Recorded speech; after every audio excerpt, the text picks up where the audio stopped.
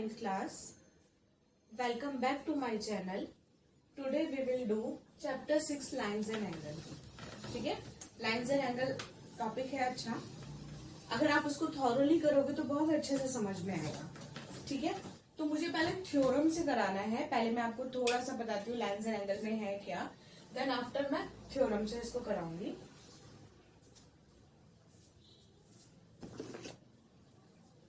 देखिए इस चैप्टर में क्या है, इंट्रोडक्शन में आपके पास एंगल्स जो हमने पहले भी किए हैं, complementary angles, supplementary angles.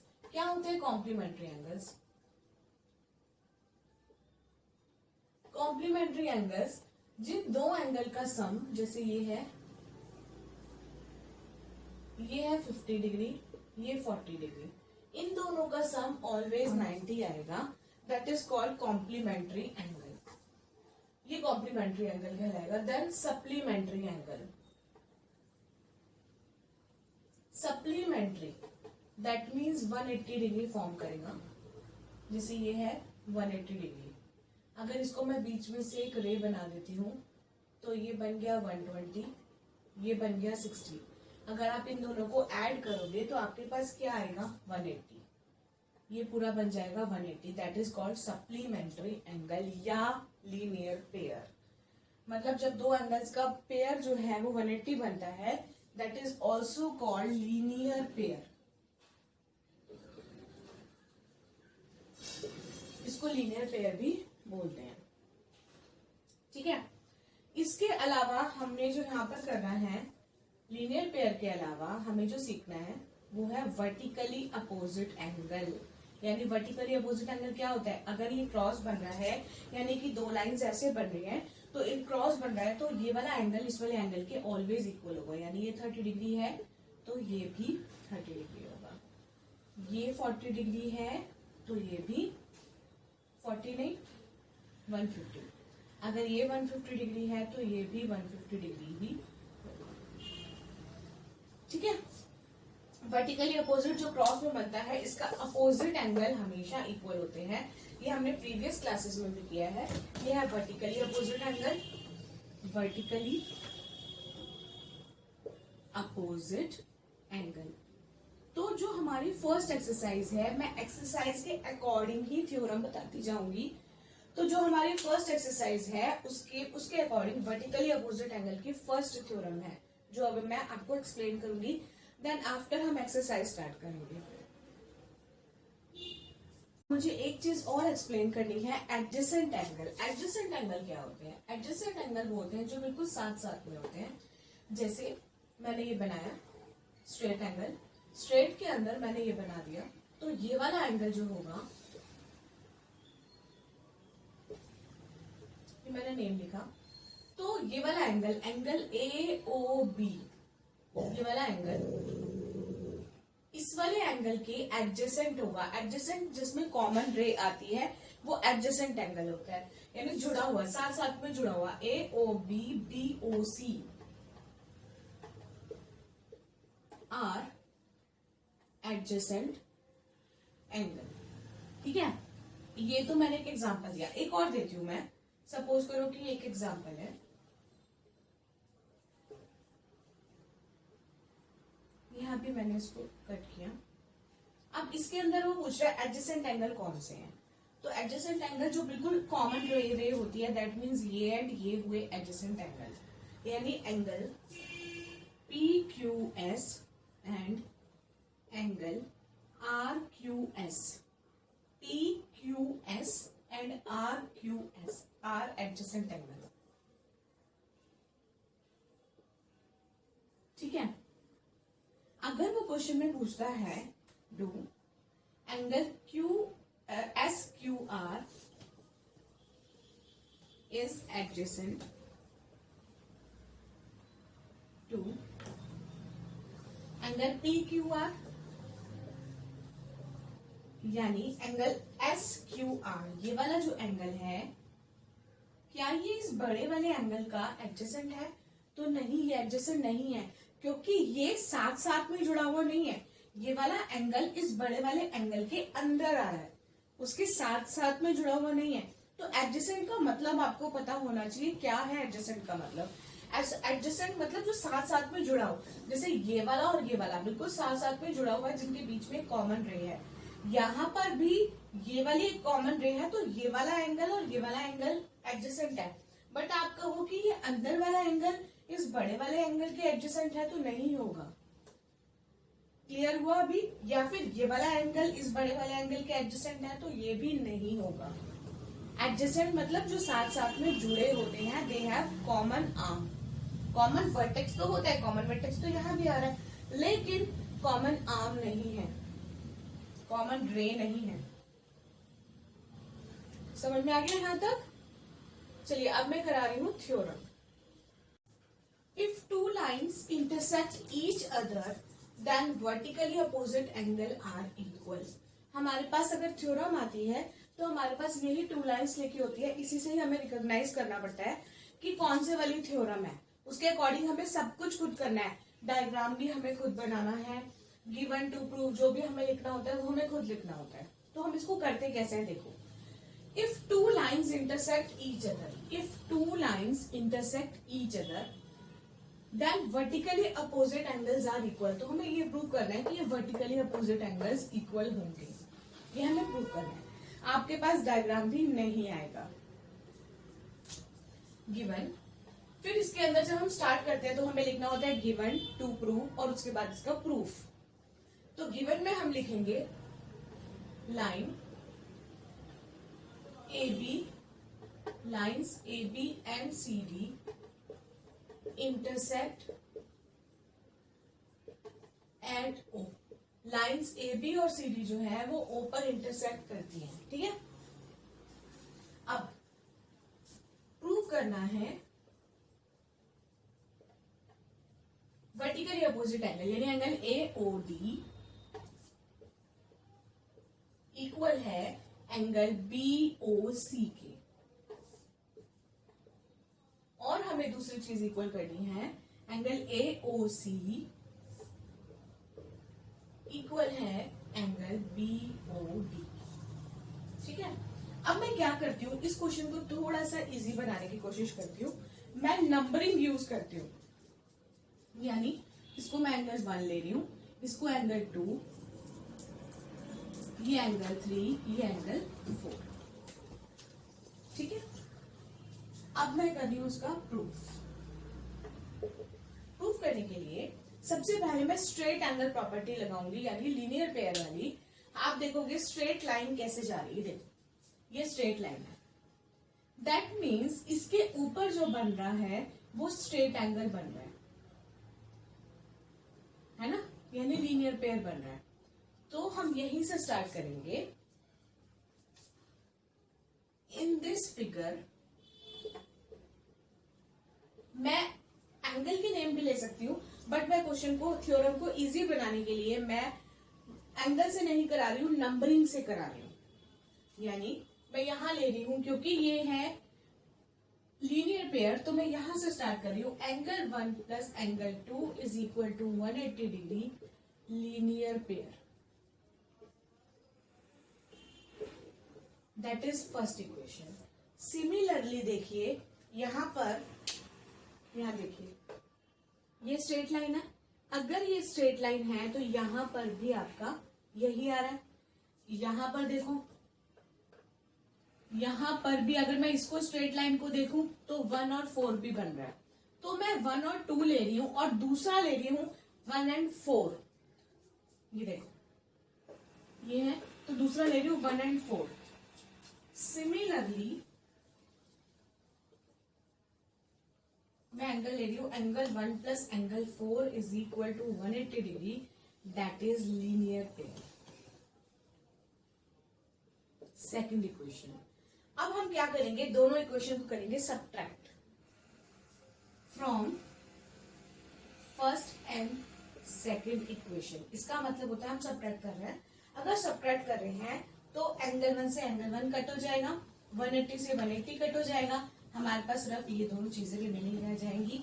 Angle 2 is equal to angle 4, यानी कि ये है ना, angle 2 is equal to angle 4, ये रह जाएगा हमारे पास, यानी वर्टिकली अपोजिट एंगल आ गया है। यानी angle AOD equal to angle BOC, यही हमें प्रूव करना था।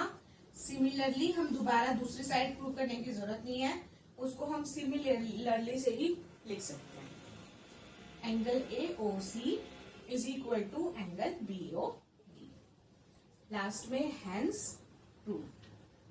बहुत 6 चैप्टर के थ्योरम्स इजी हैं, इजीली समझ में आ जाएंगी, आप अंडरस्टैंड कर पाओगे और आती हैं।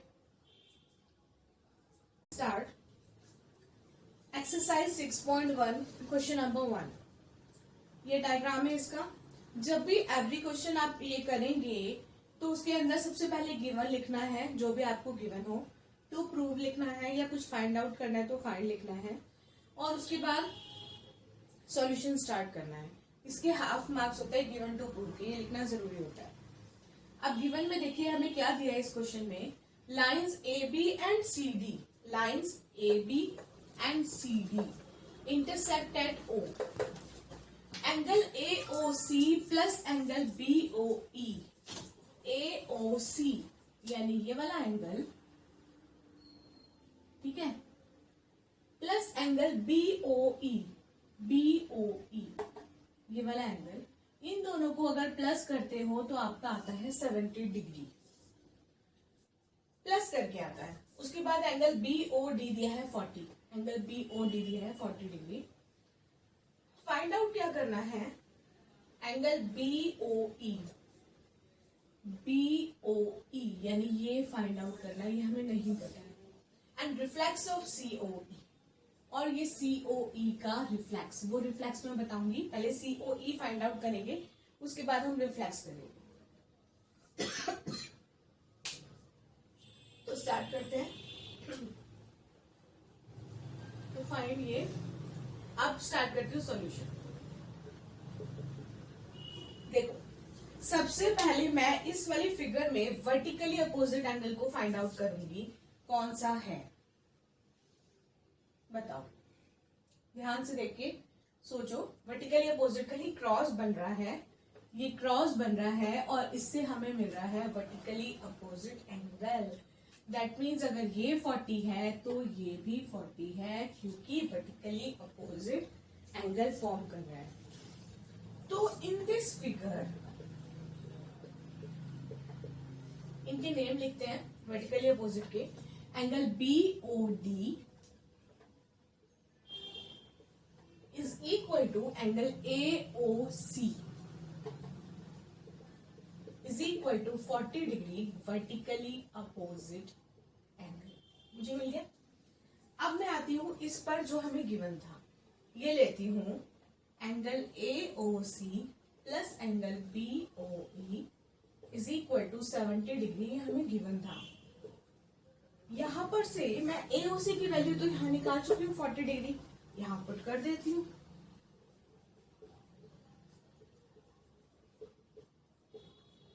तो एंगल BOE आ जाएगा 70 माइनस 40 दैट इज 30 डिग्री, यानी कि मुझे ये वाली वैल्यू तो फाइंड आउट हो गई जो कि है 30 डिग्री, है ना। अब मुझे फाइंड आउट करना है ये वाला एंगल COE। तो यहां देखो कुछ बन रहा है, स्ट्रेट एंगल बन रहा है ना, स्ट्रेट एंगल कह लो, सप्लीमेंट्री एंगल कह लो, कुछ भी कह सकते हैं, या लीनियर पेयर। लीनियर पेयर में 2 एंगल्स का पेयर होता है, तो मैं यहाँ पर स्ट्रेट एंगल बोलूंगी। तो हम यही करेंगे, इसके नेम लिख लेती हूं मैं, एंगल AOC, ये थर्ड पार्ट कर रही हूं मैं, ये हो गया मेरा एक फर्स्ट पार्ट इसका, ये मैंने सेकेंड पार्ट किया, अब मैं इसको थर्ड पार्ट में कर रही हूँ। Angle AOC plus angle COE plus angle BOE होता है 180 डिग्री। ठीक है, दोबारा बता रही हूँ और रीजन भी बता दूंगी। स्ट्रेट एंगल जो कि मिलकर बना रहा है स्ट्रेट एंगल या सप्लीमेंट्री एंगल। ये देखो, ये प्लस ये प्लस ये, तो एंगल AOC है 40 डिग्री, COE हमें नहीं पता है, BOE हमने निकाला है 30 डिग्री, ये आ गया। Angle COE plus 70 is equal to 180। Angle COE की वैल्यू हो गई 180 माइनस 70 दैट इज 110 डिग्री। अब मेरे पास COE तो आ गया 110, बट यहाँ तो क्वेश्चन में वो बोल रहा है कि आपको रिफ्लेक्स निकालना है। अब मैं रिफ्लेक्स कैसे निकालूं? रिफ्लेक्स समझाती हूँ क्या होता है। जैसे कि ये है COE हमारे पास, तो रिफ्लेक्स क्या होगा?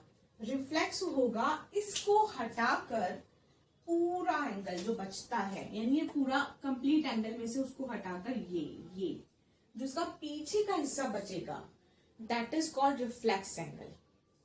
सो मैं एक और एग्जांपल देती हूँ। जैसे सपोज करो कि ये था COE,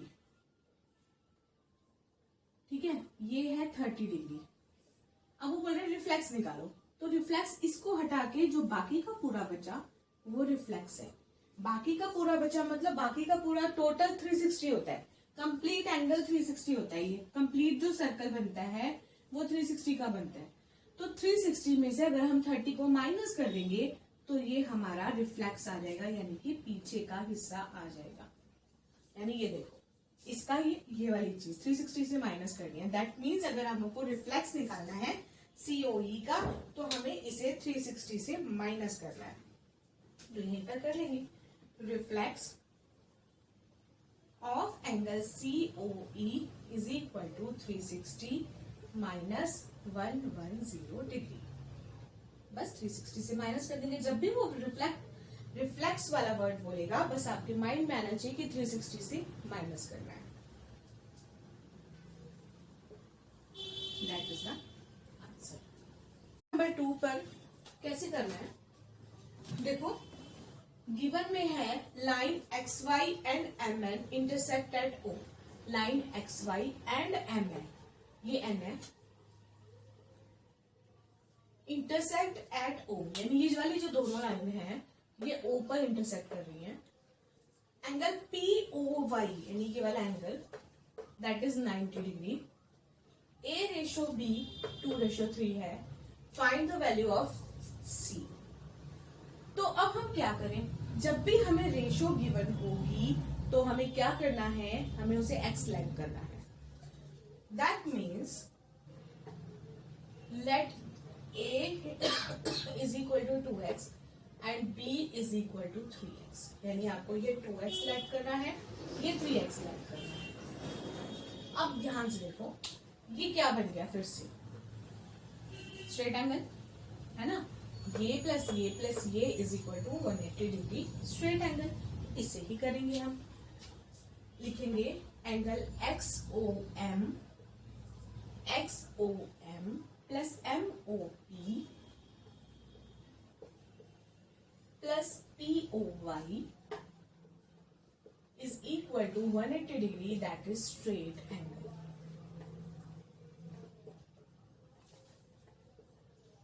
XOM की वैल्यू है B, MOP A, POV अब आई तो 90 है। B की जगह उसकी वैल्यू पुट कर दो that is 3x plus 2x is equal to 180 minus 90। 5x is equal to 90। तो x की वैल्यू हो गई 90/5 18 डिग्री, यानी x की वैल्यू आ गई 18 डिग्री। अब हमारे पास x आ गया। अब हम A और B तो निकाल लेंगे इजीली। A की वैल्यू आ जाएगी 2 इंटू 18 दैट इज 36 डिग्री और B की वैल्यू आ जाएगी 3 इंटू 18 दैट इज 54 डिग्री। अब हमारे पास A और B तो आ चुका है, लेकिन हमें तो C फाइंड आउट करना है। अब C भी देखते हैं, C बहुत इजी है। यहाँ पे अभी क्या बन गया, स्ट्रेट एंगल या लीनियर पेयर। दो एंगल होते हैं तो लीनियर पेयर भी कह सकते हैं, तो यहाँ पर लीनियर पेयर बन गया। देखो, तो अब लीनियर पेयर वाली प्रॉपर्टी कर लेते हैं। दैट मीन्स एंगल XOM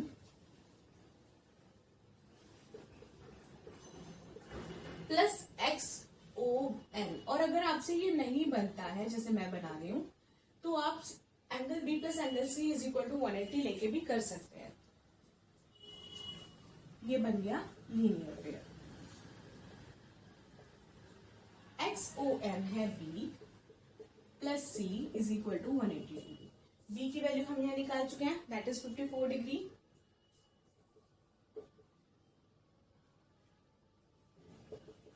तो C की वैल्यू हो गई 180 माइनस 54, यानी आप माइनस कर दोगे तो आंसर आ जाएगा 126 degree. That is the answer.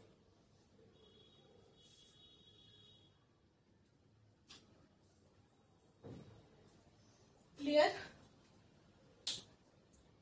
बहुत इजी है, मैंने कुछ नहीं किया। मैंने सबसे पहले क्या किया था, ये निकाला था, उसके बाद मैंने ये दोनों यूज किए, दोनों में मैंने सेम प्रॉपर्टी अप्लाई की है। यहाँ पर मैंने वही लीनियर पेयर या स्ट्रेट एंगल किया है और यहाँ पर भी मैंने लीनियर पेयर किया है। Now we will discuss question number 3। Question number 3 में देखिए हमें क्या गिवन है, हमें ये स्ट्रेट लाइन गिवन है और इसके ऊपर ट्राइंगल फॉर्म है। तो हमें गिवन क्या है, एंगल PQR, यानी कि ये वाला एंगल जो है एंगल PRQ, इस वाले एंगल के गिवन है, दिया हुआ है। और प्रूव करना है एंगल PQS, यहां है S, एंगल PQS इक्वल है एंगल PRT के, यहां है T, ये इक्वल हमें प्रूव करना है। तो देखने में क्वेश्चन बहुत टिपिकल लग रहा है, बट इतना टिपिकल नहीं है। ये दोनों इक्वल हैं, तो मैं इन दोनों को एंगल 1 लेट कर रही हूं, ठीक है, क्योंकि दोनों इक्वल है तो मैंने अपने आप से लेट किया। और अगर मैं कोई चीज लेट करूंगी तो वो डायग्राम में मेंशन करना जरूरी है। कुछ बच्चे क्या करते हैं, डायग्राम में मेंशन नहीं करते हैं और एंगल 1 एंगल 2 से सॉल्यूशन कर देते हैं। तो आपके पास कहां से आया एंगल 1, आप उसको डायग्राम में मेंशन करेंगे। तो अब मैं स्टार्ट कर रही हूं इससे, लीनियर पेयर अप्लाई कर रही हूं यहां पर, यानी कि in figure angle PQS plus angle 1 is equal to 180 degree, that is linear pair. देखो पूरी एक्सरसाइज में यही लीनियर पेयर, स्ट्रेट एंगल, यही प्रॉपर्टीज अप्लाई हो रही हैं। ये है फर्स्ट इक्वेशन। सिमिलरली मैं यहां पर भी सेकंड इक्वेशन लगाती हूं, angle PRT plus angle 1 is equal to 180 degree, that is also linear pair, second equation. अब दोनों को माइनस करना है, तो from first and second equation दोनों को माइनस किया तो एंगल 1 से एंगल 1 कट हो गया, 180 से 180 कट हो गया, हमारे पास क्या बचा, angle PQS is equal to angle PRT। यही हमें प्रूव करना था, हेंस प्रूव्ड हो गया। अब नेक्स्ट क्वेश्चन पे आ गई हूं मैं, क्वेश्चन नंबर 4 पे। आई होप आपको ये वाला क्वेश्चन समझ में आ गया होगा अच्छे से, ठीक है। अब मैं आ रही हूं इस पर, यहां पर क्या है, ये फिगर बनी है, क्या गिवन है, x प्लस वाई और w प्लस जेड दोनों इक्वल है, ये गिवन है। और हमें प्रूव करना है कि ये AOB एक लाइन है। अब ये लाइन ही नहीं है, इसके अकॉर्डिंग ये एक लाइन नहीं है, ये हमें प्रूव करना है। जब लाइन नहीं है तो स्ट्रेट एंगल या लीनियर पेयर का सवाल ही पैदा नहीं होता, वो बनेगी ही नहीं। ना तो हम स्ट्रेट एंगल बना सकते हैं, ना ही हम लीनियर पेयर बना सकते हैं। तो अब हम क्या करें, तो इस कंडीशन में हम कंप्लीट एंगल बना सकते हैं। तो हम कंप्लीट एंगल से ही क्वेश्चन को स्टार्ट करेंगे, यानी मैं स्टार्ट करूंगी x प्लस वाई प्लस डब्ल्यू plus z is equal to 360 degree complete angle. Complete angle always 360 degree का होता है, तो ये हो गया 360 डिग्री कंप्लीट एंगल। ये है z, ये है w, ठीक है। अब यहाँ पर मुझे गिवन है x प्लस वाई डब्ल्यू प्लस जेड के इक्वल है, तो मैं ये वाला x प्लस वाई तो एज इट इज लिखती हूँ, इस w प्लस जेड की जगह रिप्लेस कर देती हूँ x प्लस वाई को ही, है ना। तो मेरे पास हो गए 2 बार x प्लस वाई, यानी कि twice of x plus y is equal to 360 degree. अब ट्वाइस है तो वहां जाकर डिवाइड में चला जाएगा, 180 आ गया, यानी x प्लस वाई की वैल्यू आ गई 180। यानी ये क्या फॉर्म कर गया, अगर ये 180 आ गया that means it form straight angle, और स्ट्रेट एंगल कब बनता है, जब वो लाइन होती है। तो इट फॉर्म्ड स्ट्रेट एंगल, और वो स्ट्रेट एंगल तभी बनाएगा, therefore AOB is a line, तो वो लाइन बनेगी। इजी है ना, समझ में आया। मतलब मैंने क्या किया, क्योंकि अभी यहाँ पर हमें लाइन ही नहीं पता थी तो हम स्ट्रेट एंगल नहीं बना सकते थे, तो मैंने कंप्लीट एंगल यूज किया, ये प्लस ये प्लस ये प्लस ये इज इक्वल टू 360 डिग्री, और उसके बाद मैंने उसकी जगह ये पुट कर दिया, ट्वाइस हो गया। ट्वाइस होने के बाद ये यहाँ जाके डिवाइड हुआ, डिवाइड होने के बाद ये x plus y is equal to 180 आ गया, विच फॉर्म स्ट्रेट एंगल। 180 तो तभी आएगा जब स्ट्रेट एंगल बना होता, तो therefore AOB is a line. हो गया। Now we will do question number 5। Question number 5 थोड़ा सा डिफिकल्ट है, तो इसके स्टेप्स बहुत ध्यान से देखना। क्या बोला है इसने, POQ is a line, OR that is R, OR is perpendicular to PQ, इसके ऊपर perpendicular है, that means 90 डिग्री फॉर्म कर रहा है। OS is another ray lying between OP and OR, इसके बीच में एक लाइन है OS। प्रूफ करना है एंगल ROS, ये वाला angle is equal to half of QOS, यानी इस QOS माइनस POS। थोड़ा सा कॉम्प्लिकेटेड, तो उसको शुरुआत कैसे करेंगे, देखो उसकी स्टार्टिंग कैसे करनी है। मैं स्टार्ट कर रही हूँ QOS से, एंगल QOS, एंगल QOS किस किस से मिलकर बना है ये बताओ। ये एंगल QOS जो है ये किस किस से मिलकर बना है, एंगल ROQ और ROS से मिलकर बना है, एंगल ROQ और ROS से मिलकर बना है। ठीक है, ROQ कितने डिग्री का है, 90 डिग्री का। तो मैं क्या करती हूँ, ये 90 लिख देती हूँ यहाँ पे, क्योंकि ये 90 डिग्री है। अब एक और चीज, अगर ये 90 है तो ये भी 90 है ना, क्योंकि अगर कोई भी चीज यहाँ होती है, ये 90 है तो ये भी 90 है। तो अगर ये 90 है तो इस 90 की जगह पे मैं रिप्लेस कर सकती हूँ angle POR।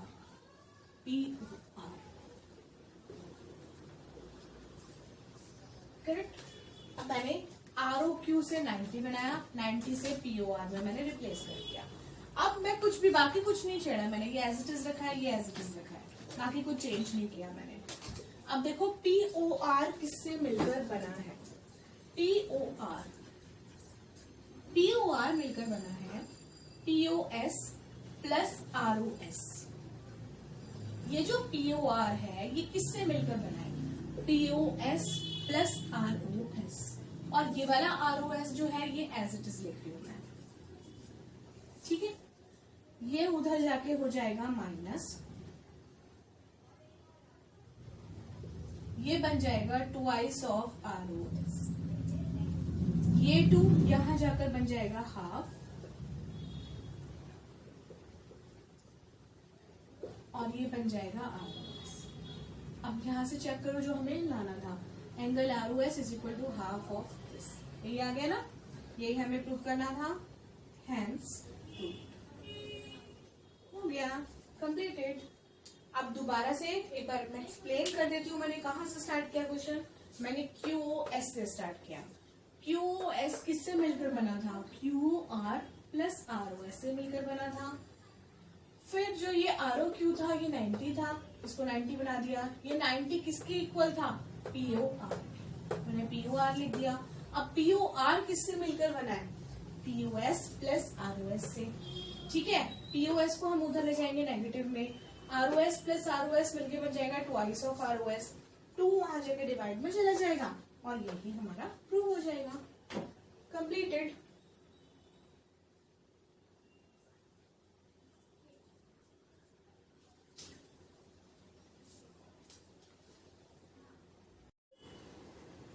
Question number 6, it is given that angle XYZ is equal to 64 degree. यहाँ पर डायग्राम भी मेंशन नहीं है, वो हमें खुद बनाना है, तो मैं डायग्राम भी बताती जा रही हूँ। एंगल XYZ पहले हमने ड्रॉ किया 64 degree,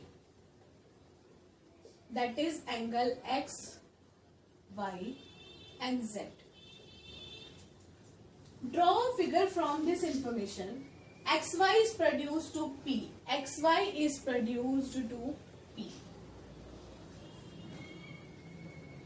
Ray YQ bisect angle ZYP. Angle ZYP को एक रे है वो बाइसेक्ट कर रही है। बाइसेक्ट वर्ड अगर आता है तो दैट मीन्स वो उसको इक्वली बाइसेक्ट कर रही है। दैट मीन्स ये और ये जो है दोनों इक्वल हैं। ये दोनों एंगल्स इक्वल है। कौन से? ये वाले दोनों, ये दोनों एंगल्स इक्वल है, यानी ये x है तो ये भी x है। बाइसेक्ट वर्ड यूज कर रहा है, रे YQ बाइसेक्ट कर रहा है। बाइसेक्ट का मतलब होता है इक्वली बाइसेक्ट करना। Find angle XYQ। हमें एंगल XYQ यानी ये वाला एंगल, ये वाला एंगल फाइंड आउट करना है। एंड रिफ्लेक्स एंगल QYP इसका रिफ्लेक्स करना है। तो सबसे पहले तो हमें बेसिकली x की वैल्यू फाइंड आउट करनी है। तो लेकिन क्वेश्चन स्टार्ट करने से पहले हमें लिखना है गिवन, टू प्रूव सब कुछ लिखना है। गिवन क्या है? Angle XYZ is equal to 64 degree. XY is produced to P।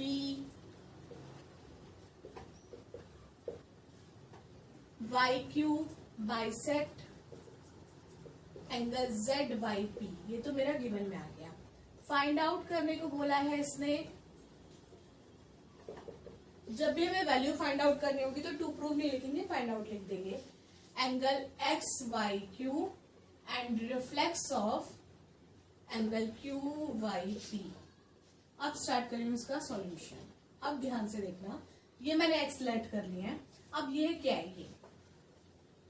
ये बना रहा है फिर से स्ट्रेट एंगल, तो यानी हम यहाँ पर लिखेंगे angle XYZ plus angle ZYQ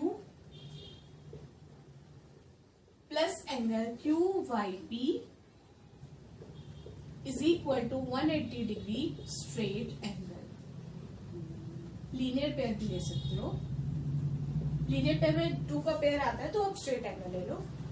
अब ये तो है 64 XYZ, ये है XX। अगर आपसे ये नहीं बनता है तो आप यहां से भी स्टार्ट कर सकते हो। 2x is equal to 180 minus 64, 2x is equal to 116। x की वैल्यू आ गई 116 डिवाइडेड बाय 2, 58 डिग्री। x की वैल्यू हमारे पास आ गई 58 डिग्री। अब क्वेश्चन के अकॉर्डिंग चलेंगे जो उसने बोला। उसने हमें बोला है निकालने के लिए XYQ, एंगल XYQ इससे मिलकर बना है 64 प्लस x, यानी कि 64 प्लस 58, 122 डिग्री। ठीक है। उसके बाद हमें निकालना है रिफ्लेक्स ऑफ QYP।